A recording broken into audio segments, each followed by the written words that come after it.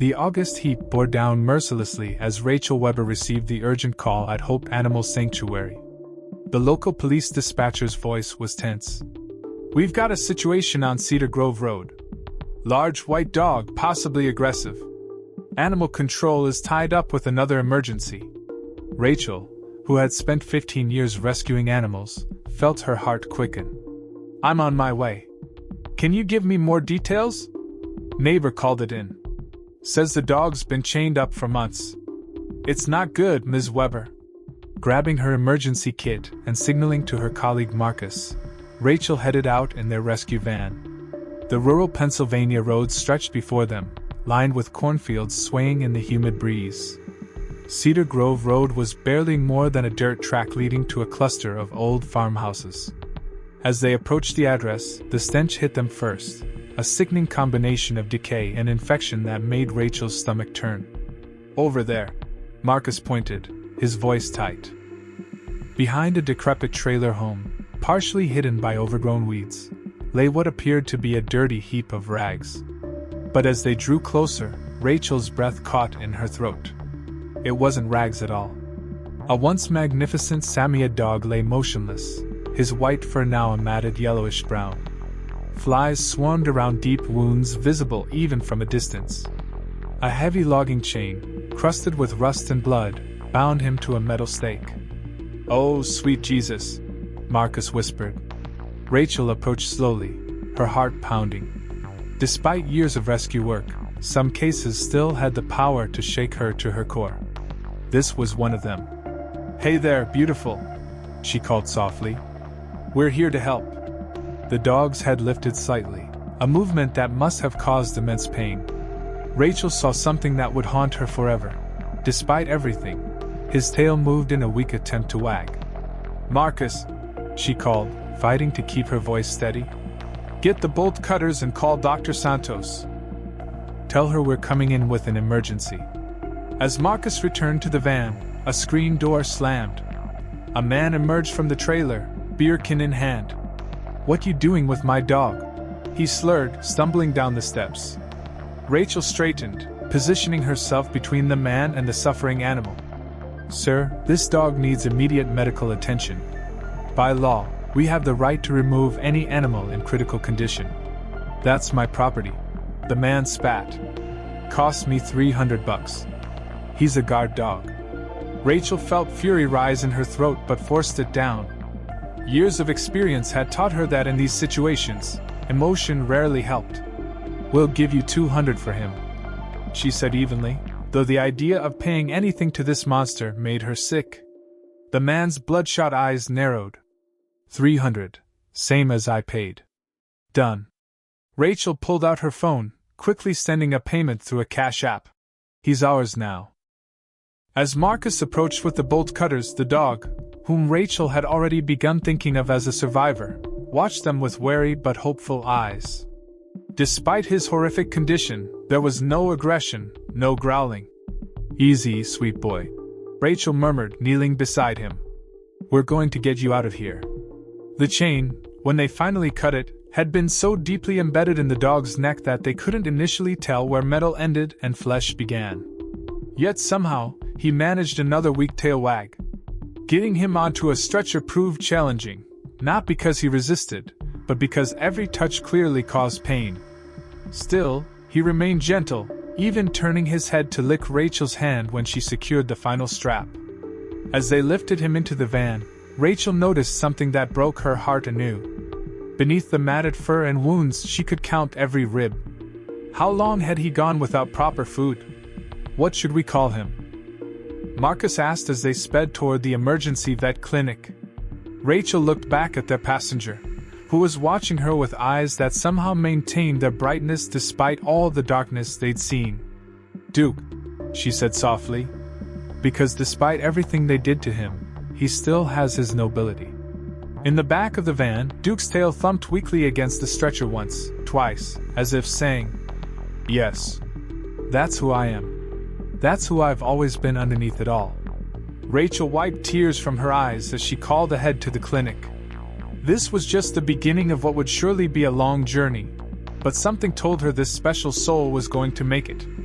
Duke had survived this long not just because of his physical strength, but because of something far more powerful, his capacity to hope.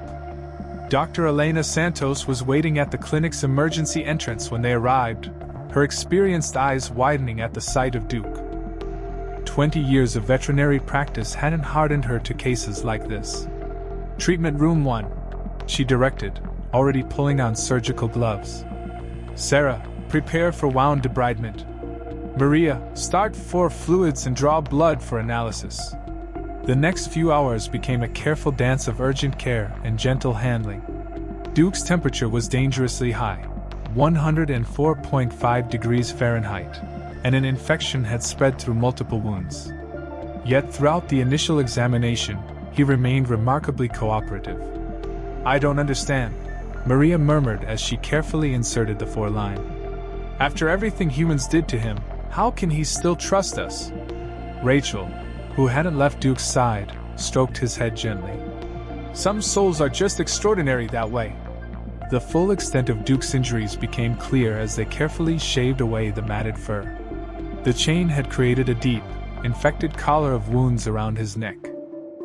His back and sides bore numerous cuts and sores, likely from lying on hard ground and metal scraps. Most disturbing were the marks that suggested he'd been beaten. Dr. Santos's initial assessment brought a mix of relief and concern. "The good news," she reported, "is that despite everything, his vital organs appear to be functioning. He's severely malnourished and dehydrated, but his heart is strong. The bad news is that we're looking at extensive wound treatment and potential surgical intervention for some of the deeper injuries." Rachel nodded, her hand still resting on Duke's head. "Whatever he needs, we'll find a way to cover it." The first night proved critical. Duke's fever spiked dangerously high around midnight, prompting Dr. Santos to stay well past her shift. Rachel remained too, reading softly to Duke from a dog-eared copy of James Herriot's dog stories she kept in her rescue kit. "You know," she told him during one of his more lucid moments, "I've been doing this work for 15 years, and I've never met a dog quite like you. You're teaching us all something about grace." Duke's response was to weakly nuzzle her hand, his eyes carrying a wisdom that seemed almost human. By morning, the fever had broken, but the real work was just beginning. Wound treatment was painful and extensive, requiring sedation for the deeper cleanings. The staff quickly learned that classical music helped keep Duke calm during procedures, with Bach being his particular favorite. "Look at this," Maria pointed out during one treatment session. Despite the pain he must have been feeling, Duke was attempting to comfort a nervous veterinary student by placing his paw on her arm. "He's going to make an amazing therapy dog someday," Sarah predicted, carefully applying antibiotic ointment to his healing neck wounds. Days turned into weeks. Duke's progress, while steady, revealed new challenges. He developed trust issues around food, clearly expecting it to be taken away. The sound of chains or raised voices made him tremble. Yet, his gentle nature never wavered. Rachel visited daily, often bringing special treats approved by Dr. Santos. She began documenting Duke's recovery on social media, and soon Duke's journey had gathered a following of thousands. People from around the world sent messages of support, donations, and even hand-knitted blankets. "You're becoming quite the celebrity," Rachel told him one evening, showing him a package that had arrived from Japan, a handmade collar in soft blue fabric embroidered with symbols for strength and healing. 1 month into his recovery, Duke achieved a milestone that brought the entire clinic staff to tears. He played with a toy for the first time. It was a simple squeaky polar bear donated by a local child, but Duke's joy in discovering he was allowed to play was profound. "That's it, sweet boy," Rachel encouraged as Duke tentatively mouthed the toy. "It's yours, all yours." The transformation continued. His wounds began to heal, leaving scars that would fade but never completely disappear. Fresh, clean fur started growing in, revealing the true magnificence of his Samoyed heritage. Perhaps most remarkable, though, was his emerging personality, playful, intelligent, and unfailingly kind. As autumn painted the Pennsylvania countryside in brilliant colors, Duke's physical recovery progressed steadily. However, the emotional healing proved to be a more complex journey. Rachel and the clinic staff began noticing patterns in his behavior that revealed the depth of his past trauma. Thunder sent him seeking shelter under furniture. The sound of a beer can being crushed for recycling outside the clinic made him tremble. Most notably, he struggled with being alone, especially at night. It's like he's afraid we won't come back. Dr. Santos observed one evening, watching Duke anxiously track Rachel's movements as she prepared to leave. Rachel made a decision that would change both their lives. With Dr. Santos's approval, she began spending nights at the clinic, sleeping on a cot next to Duke's kennel. Each night, she would read to him until he fell asleep, his breathing steady and calm. During one of these nights, something remarkable happened. A severe thunderstorm hit the area, causing a power outage at the clinic. As the backup generator hummed to life, Rachel heard whimpering from Duke's kennel. But this time, instead of cowering, he was pawing at the gate, trying to reach her. "What is it, boy?" she asked, opening the kennel door. To her surprise, Duke gently tugged at her sleeve, leading her to the adjacent kennel where a recently rescued kitten was trembling in fear. He lay down beside the kitten's cage, offering comfort to the frightened creature. "You're not just healing," Rachel realized, watching in amazement. "You're helping others heal too." This incident marked a turning point in Duke's recovery. The staff began carefully introducing him to other animals at the clinic, and his natural talent for calming anxious pets became evident. Even the most stressed animals seemed to relax in his presence. Word of Duke's special gift spread through the local rescue community. Soon, other organizations began requesting his help with particularly traumatized animals. Under careful supervision, Duke would sit calmly with nervous dogs, showing them through his own example that humans could be trusted. It's like he's telling them, "If I can learn to trust again, so can you," Marcus observed during one such session. As Duke's confidence grew, Rachel began taking him on short trips outside the clinic. Their first visit to a local park became a lesson in both triumph and challenge. While Duke showed enthusiasm for exploring new smells and meeting people, he became anxious when a jogger carrying a metal water bottle passed too close. "It's okay, sweet boy," Rachel soothed, noticing how the metallic clanking had triggered his fear. "You're safe now." These outings revealed another aspect of Duke's remarkable character, his intuitive understanding of human emotions. During one memorable walk, he suddenly pulled Rachel toward a bench where an elderly man sat alone, quietly crying. Without hesitation, Duke gently rested his head on the man's knee. The man, startled out of his grief, looked down into Duke's compassionate eyes and began to smile through his tears. "My wife used to have a dog just like him," the man shared, stroking Duke's fur. "I lost her last month. First time I've smiled since then." These encounters convinced Rachel that Duke's purpose extended far beyond his own recovery. He wasn't just a survivor, he was a healer. As winter approached, discussions began about Duke's future. While he had become the beloved mascot of the clinic, everyone agreed he deserved a permanent home. But finding the right match for a dog with his history and special needs wouldn't be easy. "He needs someone who understands trauma," Dr. Santos advised. "Someone patient enough to work through his fears, but also someone who will appreciate his gift for helping others."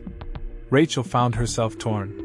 She had grown deeply attached to Duke, but her work as a rescue coordinator meant long, unpredictable hours, not ideal for a dog who needed stability and routine.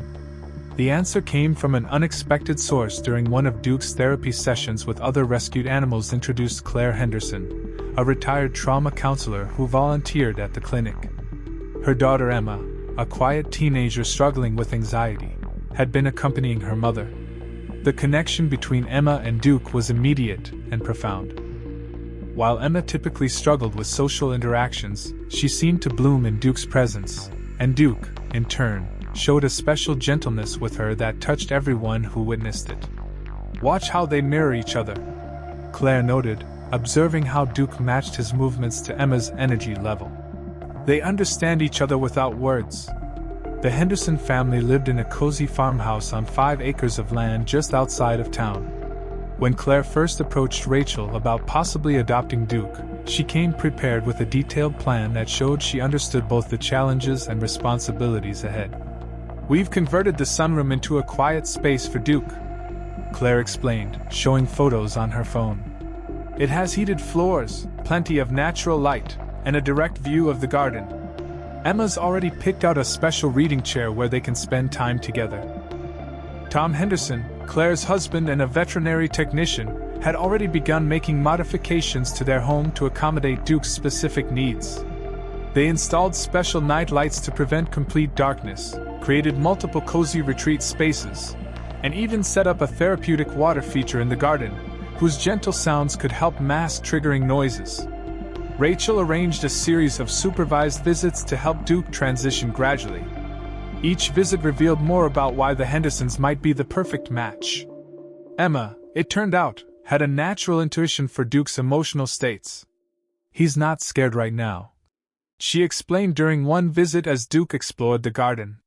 "See how his tail is relaxed and his ears are forward. But he keeps checking back with us because he wants to make sure we're still here." The breakthrough moment came during their fourth visit. A delivery truck backfired in the distance, causing Duke to startle. Before anyone could react, Emma quietly sat on the ground and began reciting a calming verse she used for her own anxiety. "Breathe in peace, breathe out fear, know that you are safe right here." To everyone's amazement, Duke padded over and settled beside her, matching his breathing to her calm, steady rhythm. "They heal each other," Claire whispered to Rachel, watching the pair. The decision to make the adoption official wasn't easy for Rachel. Duke had become more than just another rescue case. He represented everything she believed about the power of compassion and second chances. But seeing him with the Hendersons, particularly with Emma, made it clear this was his destined home. The adoption day was celebrated with a small gathering at the clinic. Dr. Santos, who had overseen Duke's physical recovery, gave him a final checkup and declared him ready for his new life. The staff had prepared a special graduation ceremony, complete with a bandana that read, "From Survivor to Thriver." "Remember," Rachel told the Hendersons, fighting back tears. "He still needs Bach during thunderstorms, his polar bear toy helps him sleep, and sometimes he gets worried about food running out, so we know." Emma said softly, her hand steady on Duke's head. "We'll take care of him. He takes care of us, too." That evening, as Rachel helped settle Duke into his new home, she watched Emma lead him to the sunroom. The space was beautiful, filled with soft cushions, calming colors, and windows that looked out over flowering gardens. On a small table sat Duke's beloved polar bear toy alongside a fresh copy of James Herriot's dog stories. "Would you like to read with us?" Emma asked Rachel one last time as they settled into the reading nook.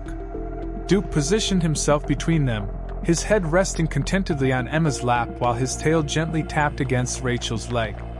The setting sun cast warm light across the room, creating a peaceful tableau of new beginnings. Emma opened the book and began to read, her voice clear and confident, so different from the shy girl they'd first met. Duke's eyes drifted closed, but his tail kept its gentle rhythm as if keeping time with the words. Rachel stayed until Duke fell asleep, his breathing deep and peaceful. As she prepared to leave, she saw something that assured her she'd made the right decision.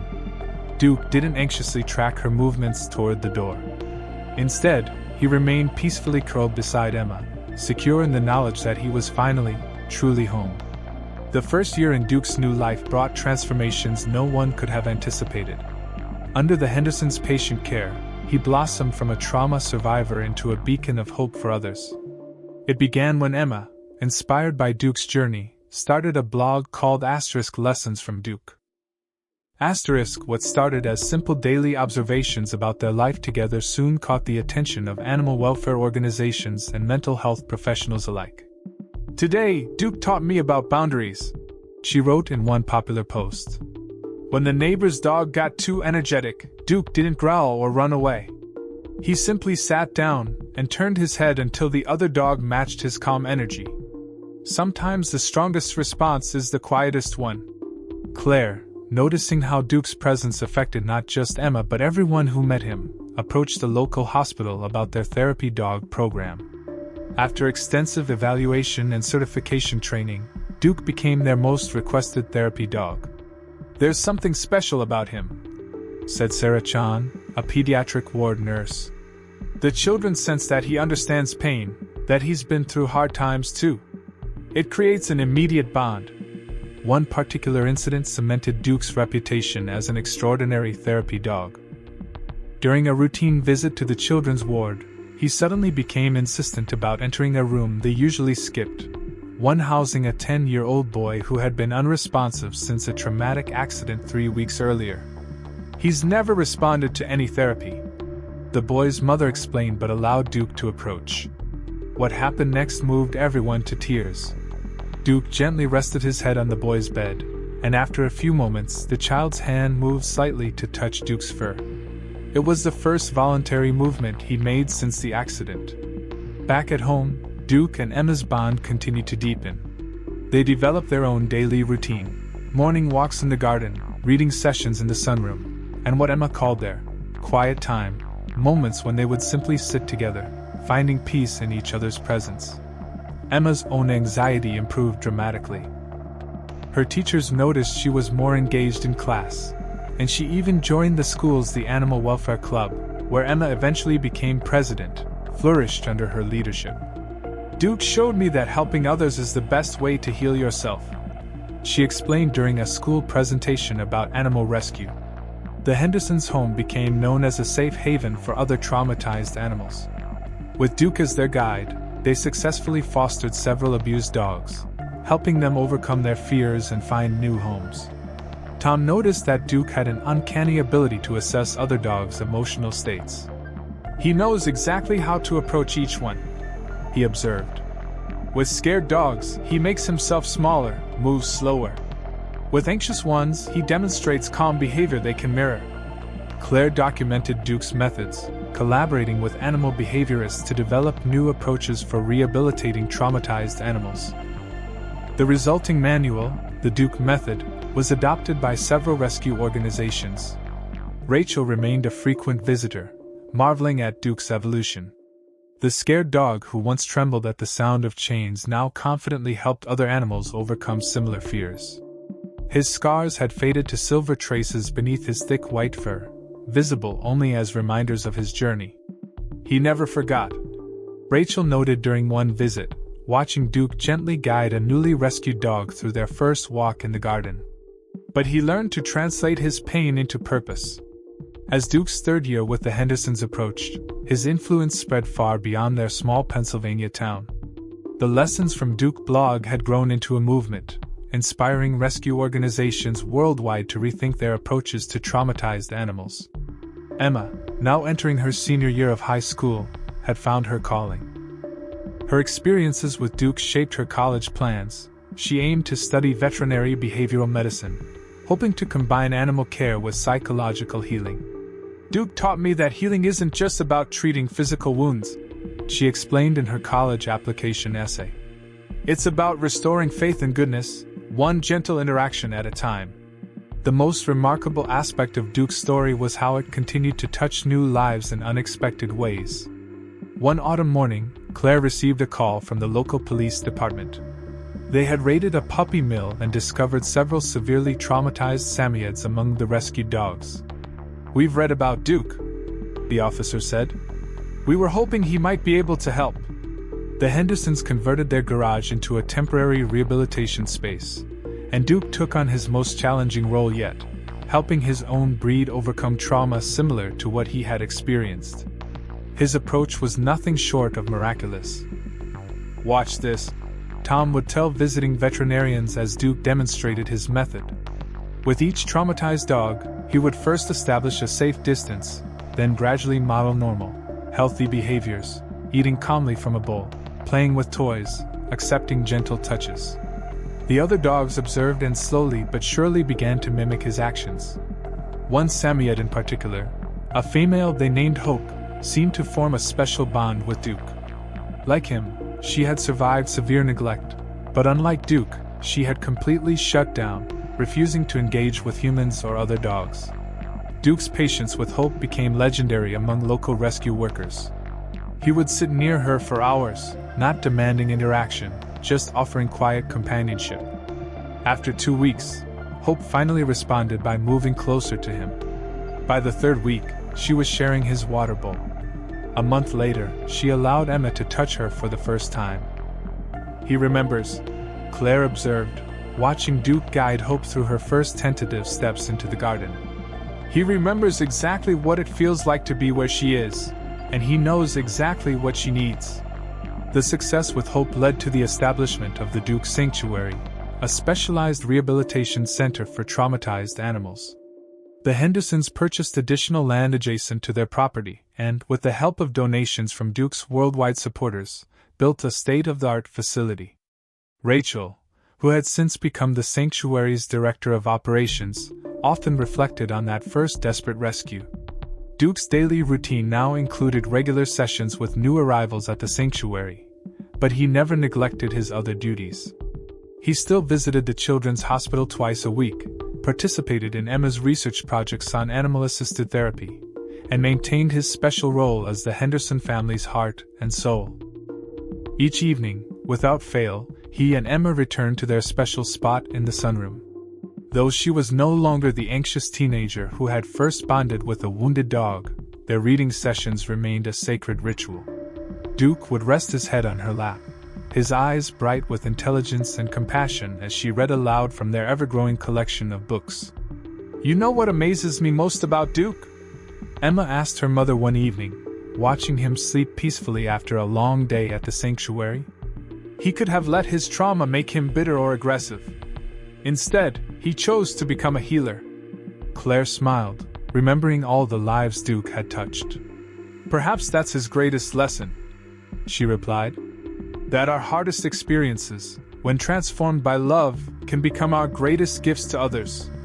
As if hearing his name, Duke lifted his head and offered one of his signature gentle smiles, the kind that had melted countless hearts and helped heal numerous souls.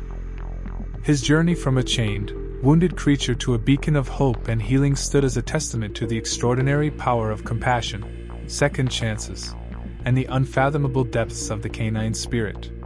10 years after Duke's rescue, on a bright spring morning, the Duke Sanctuary celebrated its 1,000th successful rehabilitation. The occasion brought together people and animals from all walks of life, former patients, medical professionals, rescue workers, and supporters from around the world. Duke, his muzzle now graced with distinguished silver, sat regally beside Emma as she addressed the gathering. Though older, his eyes still held that same gentle wisdom that had touched so many lives. Duke's story didn't end with his rescue. Emma, now a practicing veterinary behaviorist, told the assembled crowd. "It was just the beginning. Every animal that finds healing here, every person who discovers hope in their darkest moments, they're all part of Duke's legacy." The sanctuary had grown beyond anyone's initial vision. Its methods were now taught in veterinary schools across the country. The Duke protocol for rehabilitating traumatized animals had been translated into 12 languages. Even more remarkably, human trauma therapists had begun adapting Duke's gentle, patient approach for their own practices. Hope, the Samoyed who had once been among Duke's most challenging cases, now worked alongside him as therapy dogs. Together, they had pioneered what became known as the companion healing method, where recovered dogs helped in the rehabilitation of new arrivals. Rachel, her hair now streaked with gray, often found herself sharing Duke's story with new rescue workers. The true miracle, she would tell them, isn't just that Duke survived. It's that he showed us how to turn survival into purpose. That evening, after the celebrations had ended, the Hendersons gathered in the sunroom, their family's heart for the past decade. Duke lay in his favorite spot, surrounded by the people who had become his family. Emma sat beside him, holding a worn copy of James Herriot's Dog Stories, the same book Rachel had read to him during those first difficult nights at the clinic. "Should we read your favorite chapter, Duke?" Emma asked softly. Duke's tail thumped gently against the floor, still his way of saying, "Yes, after all these years." As Emma began to read, Claire looked around the room at the family Duke had brought together. Outside, through the windows, she could see the sanctuary where hundreds of animals had found their second chance. In the distance, the sun was setting, painting the sky in colors of hope.